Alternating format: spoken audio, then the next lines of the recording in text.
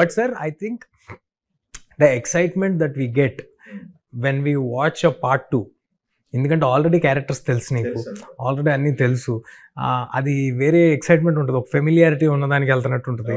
So అది మనం హాలీవుడ్లో చాలా చూస్తూ ఉంటాం, మన దగ్గర ఎక్కువ సార్లు జరగలేదు, జరిగిన కొన్నిసార్లు మనం చాలా ఎక్సైట్ అయ్యాం, అది టిల్లు స్క్వేర్ కానివ్వండి లేకపోతే ఏదైనా పార్ట్ 2 వచ్చినప్పుడు. So yeah, I hope next part 2 వరుస నాది కూడా రావాలని కోరుకుంటున్నా. ఇందాక లాస్ట్ టైం ఏమో హనుమాన్ అప్పుడు డైరెక్ట్ డేట్ పడిపోయింది తన పైన, గుంటూరు కారం పైన. ఇప్పుడేమో కొంచెం దగ్గరలో పడుతున్నారు, ప్రెషర్ లేదా 2 వారాల గ్యాప్ ఉంటుంది, పెద్ద సినిమాలు 2 వస్తున్నాయి ఇక్కడ.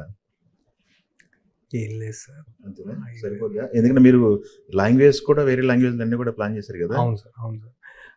అంటే సార్ ఐ థింక్ ఆనెస్ట్లీ మనం ఎంత ప్లాన్ చేసినా సార్, ఫైనల్గా only thing that will bring difference is how good the film is.